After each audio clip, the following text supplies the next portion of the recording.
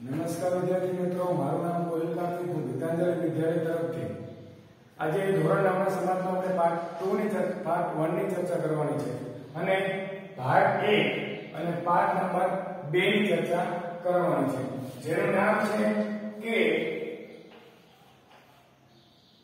પ્રકરણ નંબર 2 પ્રથમ વિશ્વયુદ્ધ અને રશિયન ક્રાંતિ ભાગ 1। તો વિદ્યાર્થી મિત્રો, આપણે અહીંયા એ જોવાનું છે કે પહેલા પાઠમાં આપણે શીખી ચૂક્યા છે કે ભારતમાં રાષ્ટ્રવાદનો ઉદય અને બ્રિટિશ સત્તા પોતાની તરફ આવી ભારત તરફ ફેલાણી અને એ સમયગાળા દરમિયાન આજે સમગ્ર ભારતમાં બ્રિટિશ સામ્રાજ્યનો ફેલાવો થાય એટલા માટે થઈને ભારતમાં ખરેખર એવી ઘણી બધી જગ્યાઓ હતી જ્યાં સમૃદ્ધિથી ભરેલું આપણું રાષ્ટ્ર જોવા મળતું હતું અને એના લીધે થઈને આજે પ્રથમ વિશ્વયુદ્ધ અને રશિયન ક્રાંતિ આવા બે મોટા પરિબળો જોવા મળ્યા હતા।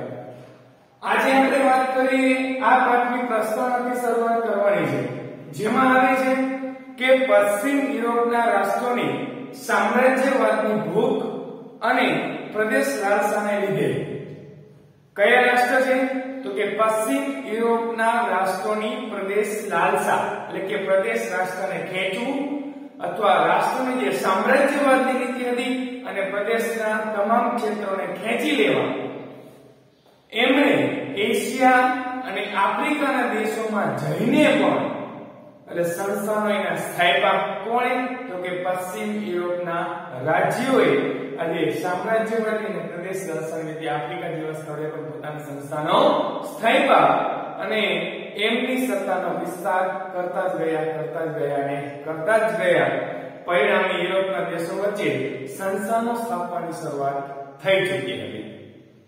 એટલે આ જે પશ્ચિમ યુરોપના સંસ્થાનો હતા એ સંસ્થાનો મુખ્ય દેશોએ એશિયા અને આફ્રિકાના દેશોને આર્થિક, સામાજિક અને સાંસ્કૃતિક નુકસાન પહોંચાડ્યું હતું।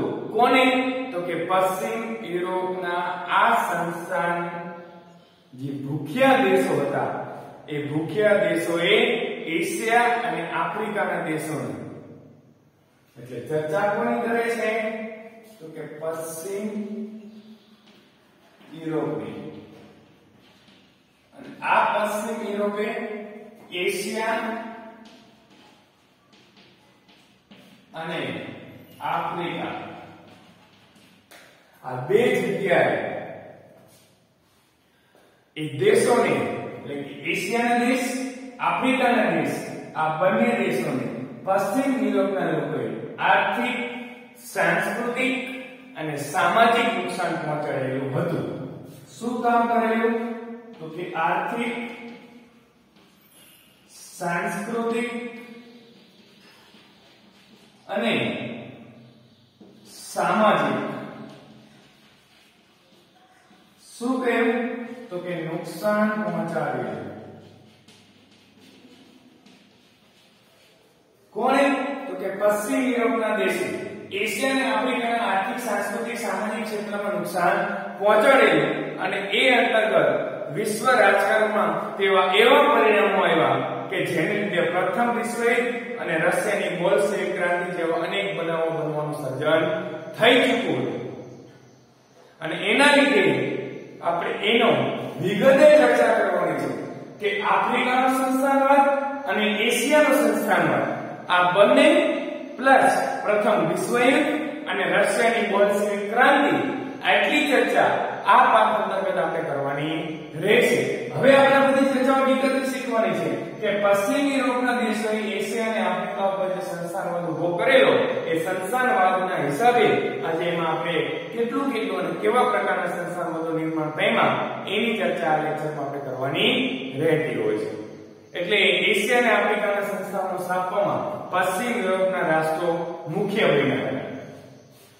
એટલે એશિયા અને આફ્રિકામાં સંસ્થાનો સ્થાપવા માટે મુખ્ય કોણ બન્યું તો કે પશ્ચિમ યુરોપના દેશો અને એમની આ સામ્રાજ્યવાદીની લાલસાને લઈને તેમના પાડોશી રાષ્ટ્રોને પણ એને છોડ્યા નહીં. એશિયા અને આફ્રિકાને સંસ્થાનવાદમાં જોડવાનો પ્રયાસ કરનાર પશ્ચિમ યુરોપના દેશો હતા, પણ આ યુરોપના દેશોએ આજે આજુબાજુના પ્રદેશને પણ છોડવાનો પ્રયત્ન કરેલો નહીં. એના કારણે થઈને નેધરલેન્ડ, બેલ્જિયમ, લક્ઝમબર્ગ પર આજે સ્પેનનો કબજો હતો. કોનો કબજો હતો? તો કે સ્પેનનો.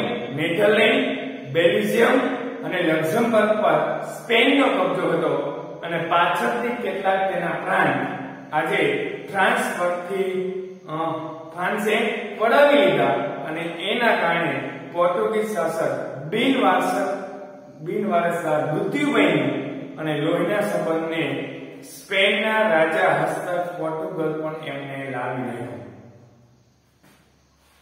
એટલે આના જે પાડોશી રાજ્ય હતા નેધરલેન્ડ, બેલ્જિયમ ને લક્ઝમબર્ગ, સાથે સાથે ફ્રાન્સનો અમુક ભાગ એ પણ એમને ઝડપી લીધો હતો.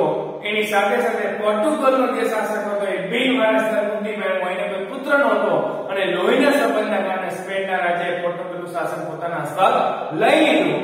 આટલી ચર્ચા આપણે કરી ચૂક્યા છીએ અને જેને કારણે 6 દાયકા સુધીમાં બિન યુરોપિયન દેશોમાં સંસ્થાનો સ્થાપવાનો ઇજારો એકમાત્ર ને માત્ર સ્પેન પાસે રહ્યો હતો. એ પછી પશ્ચિમ યુરોપમાંથી સ્પેન પાસે બધો ઇજારો જતો રહ્યો. એ ધારે એટલા આજે પોતાના હસ્તક રાજાઓને આજે સંસ્થાનો સ્થાપવાનો ઇજારો માત્ર ને માત્ર સ્પેન પાસે જોવા મળતો હતો. એ જ રીતે ફ્રાન્સ અને ઓસ્ટ્રેલિયાની પ્રદેશ ભૂમિનો શિકાર ઇટાલી તથા જર્મન રાજ્યો પણ આ કરેલા અથવા બની ચૂક્યા હતા. ઇટાલી અને ઓસ્ટ્રેલિયા અને ફ્રાન્સનો શિકાર આજે ઇટાલી અને જર્મન રાજ્યો પર પડ્યો અને જો કે જ્યારે એશિયા આફ્રિકાના દેશો પર સ્વતંત્ર યુરોપની સત્તાઓની પકડ મજબૂત બની અને આજે આ બધા દેશો સ્વતંત્ર થઈ ગયા અને તેમણે પણ પોતાના અગાઉના માલિકના માર્ગો ચાલી એશિયા અને આફ્રિકાના કેટલાક રાજ્યો પોતાના હસ્તક લઈ લીધા હતા. તો આ હતા સંસ્થાનવાદો. હવે સંસ્થાનવાદના ચર્ચા કરવાની છે એશિયામાં કયા પ્રકારનો સંસ્થાનવાદ થયેલો હતો. તો આપણે જાણી શકીએ છીએ કે ઇંગ્લેન્ડ ભારતમાં પગદંડો જમાવ્યા પછી આપણે જે કે પાડોશી રાષ્ટ્રો હતા એટલે કે શ્રીલંકા, મ્યાનમાર, સિંગાપુર, મલયાલમ પર સામ્રાજ્ય સ્થપાયેલું હતું. એટલે ઇંગ્લેન્ડ જ્યારે ભારત ઉપર આવ્યું ત્યારે એ ઇંગ્લેન્ડના કારણે આપણા જે પાડોશી રાજ્યો શ્રીલંકા, મ્યાનમાર, બર્મા અને મલયાલમમાં એનું પણ આખું સમગ્ર સામ્રાજ્ય સ્થપાયેલું જોવા મળ્યું હતું. અને ઇંગ્લેન્ડ તો ત્યાંથી આગળ વધીને ચીનમાં જતો રહ્યો હતો અને અફીણના વેપારને કારણે ઇંગ્લેન્ડ અને ચીન વચ્ચે શું થયા? યુદ્ધો શરૂ થયા. આ એશિયાના સંસ્થાનવાદની ચર્ચા કરું છું કે એશિયામાં આપણી બધી ચર્ચા કરવાની છે કે આપણા જેટલા પાડોશી રાજ્યો હતા એ ઇંગ્લેન્ડ પહોંચી ચૂક્યું હતું. આપણા પાડોશી રાજ્ય છોડીને ચીનમાં પણ જતું રહ્યો પણ ચીનમાં અફીણના વેપારને કારણે ઇંગ્લેન્ડ અને ચીન વચ્ચે વારંવાર યુદ્ધો થતા હતા અને જે ઇતિહાસમાં જે અફીણના વિગ્રહ તરીકે ઓળખાય કે ફરજિયાત અફીણનું ઉત્પાદન ચીન કરતો એટલે ઇંગ્લેન્ડની જરૂર પડતી અને વારંવાર એના વચ્ચે અફીણ વિગ્રહ થતા એટલે યુદ્ધો થતા હતા. અને આ યુદ્ધમાં ચીનનો પરાજય થવાથી બીજા 5 બંદરો વેપાર માટે ઇંગ્લેન્ડની સત્તામાં વધારો કરવા લાગ્યા. ચીનની વ્યાપારી અંગ્રેજ સામે ઇંગ્લેન્ડ સામે હરી જતું હતું અને હરી જવાના કારણે થઈને ઇંગ્લેન્ડ છે એના જે મહત્વના 5 બંદરો હતા એ 5 બંદરો પોતાના હસ્તક લઈ લીધા અને ચીનની નબળાઈનો લાભ લીધો. ત્યાંથી જાપાન ગયા, રશિયા ગયા, ફ્રાન્સ, જર્મની, બેલ્જિયમ, અમેરિકા પણ વેપાર અને રાજકીય અધિકારોને પ્રાપ્ત થયા. એટલે વિચારવા જેવું છે કે ઇંગ્લેન્ડ છે એ ઇંગ્લેન્ડે કેટલી બધી જગ્યાએથી પોતાની સત્તા સ્થાપવાનો પ્રયત્ન કર્યો હતો. શરૂઆત ક્યાંથી થાય છે તો કે ઇંગ્લેન્ડ. આ જે ઇંગ્લેન્ડ છે એ ઇંગ્લેન્ડ આવી ગયા પહેલા ભારતમાં, તો ભારતમાં પોતાની બ્રિટિશ સત્તાનો પાયો નાખવા માટે સક્ષમ બન્યું. સાથે ભારતના જેટલા હતા પાડોશી રાજ્યો એટલે કે શ્રીલંકા, બર્મા, મલયાલમ વગેરે આપણા જેટલા પાડોશી રાજ્યો હતા એના પર એને સ્વતંત્રતાનો કબજો મેળવ્યો. સાથે સાથે ત્યાંથી આગળ વધીને ચીનમાં ગયો. ચીનમાં અફીણ વિગ્રહ થયો અને પોતે બધી સત્તાઓ લઈ લીધી. ચીન પાસેથી મહત્વના જે 5 બંદર હતા એ ચીન અને ઇંગ્લેન્ડ વચ્ચે યુદ્ધ કરીને ઇંગ્લેન્ડ જીતી જાય છે, ચીન હારી જાય છે. એટલે ચીનના જે બંદર હતા એ જપ્ત કરી લેવામાં આવે છે. ચીનનો સહારો લઈને આગળ વધે છે અને જાય છે જાપાન, રશિયા જેવા ક્ષેત્રોમાં. બરોબર છે. જર્મની જાય છે, ફ્રાન્સ જાય છે. સમજી શકાય એ વસ્તુ છે. એટલે કે ઇંગ્લેન્ડ છે એ બધી જગ્યાએ પોતાનો રાજકીય હક પ્રસ્થાપિત કરવા માટે જતો હોય છે. તમે વિચારી શકો છો ભારતમાં જે આવીને કેટલો બધો પોતાનો જે રાજ્ય વિસ્તાર છે એ વધારેલો છે. એટલે આ જનતાથી આફ્રિકાના એશિયાના સંસ્થાનવાદમાં મૂકવામાં આવેલી છે. પછી પશ્ચિમ એશિયાનો જે રણ વિસ્તાર હતો એ રણ વિસ્તારમાં વિપુલ પ્રમાણમાં ખનિજ તેલ આજે યુરોપિયન પ્રજાઓને સંસ્થાનો સ્થાપવા આ કાર્ય એમને કર્યું. એટલે કે યુરોપિયન પ્રજાને કીધું કે તમે આ સંસ્થાનો સ્થાપો અને રણ પ્રદેશમાંથી ખનિજ તેલનું ઉત્પાદન કરવા માટે એમને આકર્ષિત કરવામાં આવે છે. England, Germany, Russia, America, Iran, Iraq, Kuwait, Saudi Arabia અને બહેરીનમાં તેલ કંપની સ્થાપી પોતાની હિતો જાળવવાના પ્રયાસો ઘણા બધા ઇંગ્લેન્ડે કરેલા. ઈરાન, ઈરાક, કુવેત, બરોબર છે, સાઉદી અરેબિયા, આ બધી જગ્યાએથી પશ્ચિમી યુરોપિયન જે રણ હતું, પશ્ચિમ એશિયાનું જે રણ હતું જ્યાં આપણને વિપુલ પ્રમાણમાં ખનિજ તેલ પ્રાપ્ત થાય છે એ જગ્યાએથી ઇંગ્લેન્ડ પણ આજે ખનિજ તેલ વધારેમાં વધારે કાઢવાનો ખૂબ જ પ્રયત્ન એને કરેલો હતો. તો આટલી ચર્ચા છે એ એશિયાના સંસ્થાનવાદમાં આવતી રહેલી છે. હવે ચર્ચા કરવાની છે આપણે આફ્રિકાના સંસ્થાનવાદની. તો 15મી સદીના અંતમાં આ ભાગમાં એટલે કે આફ્રિકાના દક્ષિણ ભાગમાં સૌપ્રથમ ડચ પ્રજાએ સંસ્થાન સ્થાપ્યું.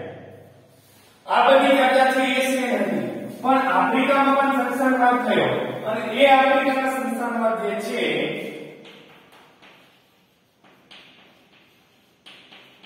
આફ્રિકાનો સંસ્થાનવાદ. હવે આ જે સંસ્થાનવાદ છે એ સંસ્થાનવાદમાં સૌપ્રથમ ડચ લોકોએ સંસ્થાનવાદની સ્થાપના કરી અથવા સંસ્થાની સ્થાપના કરી. કઈ પ્રજાએ? ડચ પ્રજાએ. આફ્રિકાના દક્ષિણ ભાગમાં સૌપ્રથમ ડચ લોકોએ એક સંસ્થાની સ્થાપના કરી અથવા સંસ્થાન સ્થાપ્યું. ત્યારબાદ ઇંગ્લેન્ડે કેપમાં અને ફ્રાન્સે ઉત્તર આફ્રિકાના અલ્જેરિયામાં વ્યાપારી મથકો સ્થાપ્યા. ઇંગ્લેન્ડે કેપમાં આ તો એક હતો જ, એ સિવાય બીજા હતા ઇંગ્લેન્ડ. તો ઇંગ્લેન્ડે કેપમાં અને ત્રીજો એક આવ્યો તો સાથે સાથે એનું નામ છે ઉત્તર આફ્રિકા. ઉત્તર આફ્રિકામાં અલ્જેરિયા વ્યાપારી મથકો સ્થાપ્યા અને ઔદ્યોગિક ક્રાંતિને કારણે કાચા માલની પ્રાપ્તિ બેલ્જિયમના રાજા ઔદ્યોગિક ક્રાંતિ જે 1951 થઈ હતી એ 1951 ની ઔદ્યોગિક ક્રાંતિને લઈને આજે કાચા માલની જે પ્રાપ્તિ સ્થાન અને તૈયાર માલના વેચાણ માટે આફ્રિકાના વિશાળ વિસ્તારો વધુ અનુકૂળ જણાયા. શું થયું કે ઔદ્યોગિક ક્રાંતિમાં જે આપણે કાચા માલની પ્રાપ્તિ થતી હતી એ કાચા માલની પ્રાપ્તિને કારણે આજે બેલ્જિયમના જે રાજા હતા એ અને કાચા માલની આયાત કરવા માટે થઈને અને તૈયાર માલને વેચવા માટે થઈને આફ્રિકાના વિશાળ વિસ્તાર એને વધારે અનુકૂળ આવ્યો અને યુરોપિયન દેશોને સંસ્થાનો સ્થાપવા સ્પર્ધા કરાવી અને એના કારણે થઈને જે આપણે બેલ્જિયમના રાજા હતા લિયો પોલે એનો વિશાળ પ્રદેશ એને શું કરી લીધો? કબજે કરી લીધો. ઇંગ્લેન્ડની ચર્ચા ચાલે છે અને પોતાની સત્તા અહીંયા સ્થાપી દીધી. પછી ઇંગ્લેન્ડ, ઇજિપ્ત, પૂર્વ આફ્રિકાના કેટલાક વિસ્તારોમાં એમનું તેમજ દક્ષિણ આફ્રિકાના પ્રદેશોના પોતાના મથકો સ્થાપવા. ફ્રાન્સ, ટુનિશિયા, મોરોક્કો અને પશ્ચિમ આફ્રિકાના પ્રદેશોમાં પણ પોતાનું રાજ્ય એને સ્થાપી દીધું કે જેથી વધારેમાં વધારે પોતાની સત્તાનો વિસ્તાર કરી શકે. પછી જર્મનીએ પણ પૂર્વ તથા પશ્ચિમ આફ્રિકાના કેટલાક પ્રદેશોમાં પોતાનું સામ્રાજ્ય વિકસાવ્યું. કોણે? તો કે જર્મનીએ પૂર્વ અને પશ્ચિમ આફ્રિકામાં જર્મનીએ પૂર્વ અને પશ્ચિમ આફ્રિકામાં પોતાના મથકો સ્થાપ્યા અને ઇટાલી તો રાતા સમુદ્રની આજુબાજુ બર્લિન ખાતે યુરોપિયન રાજ્યની એક પરિષદ બોલાવવામાં આવી અને ઇટાલીએ જે રાતા સમુદ્રની આજુબાજુના આફ્રિકન પ્રદેશો કબજે કર્યા. કોણે? તો કે ઇટાલીએ રાતા સમુદ્રના આજુબાજુના પ્રદેશો કબજે કર્યા. પછી તો કે સ્પેન અને પોર્ટુગલે પણ આફ્રિકાના કેટલાક પ્રદેશ કબજે કર્યા. સ્પેન અને પોર્ટુગલે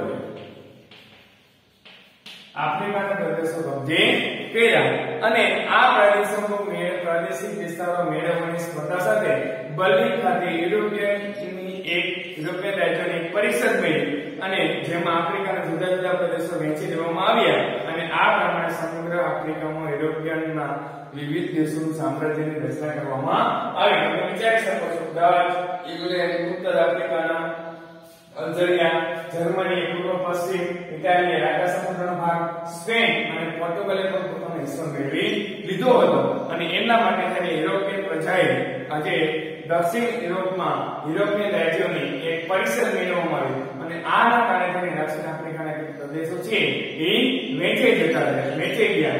એક તરફ યુરોપિયન સંસ્થાન મુખ્ય રાષ્ટ્રો એશિયા અને આફ્રિકાના પ્રદેશ પર પોતાના સંસ્થાનો સ્થાપી આજે સ્વ હસ્તાક્ષર કરવા માંગતા હતા. જે પશ્ચિમ યુરોપના પ્રદેશો હતો એને આજે યુરોપના ઉપર સંસ્થાનવાદની સ્થાપના કરી એટલે કે આફ્રિકા ઉપર સંસ્થાનવાદની સ્થાપના કરી અને એશિયા ઉપર આજે સંસ્થાનવાદની સ્થાપના કરીને એના બધા હકો હતા એને મેળવી લેવા હતા. ત્યારે બીજી બાજુ જર્મની અને ઇટાલી બે ભેગી થઈ. શું થઈ?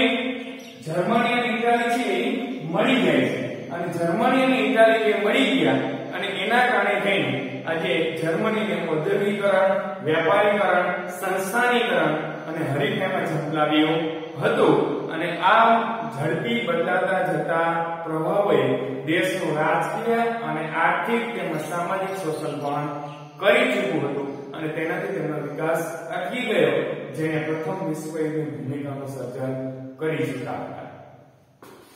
કેમ કે જર્મની અને ઇટાલી જેવા પ્રદેશો આજે બંને ભેગા થઈ ચૂક્યા અને પશ્ચિમ યુરોપ સામે લડવા માટે તૈયાર થઈ ચૂક્યું અને એટલા કારણે થઈને આજે સામાજિક, આર્થિક અને રાજકીય શોષણ થવા લાગ્યું અને હરીફાઈમાં ઉતરવા લાગ્યા. રાજકીય શોષણ થયું, આર્થિક શોષણ થયું અને એના કારણે થઈને આજે આ લોકોએ પ્રથમ વિશ્વયુદ્ધની રચના છે, ભૂમિકા છે એ લોકોએ બાંધી દીધી હતી અને પ્રથમ વિશ્વયુદ્ધ થાય છે 1914 થી લઈને 1918 સુધી.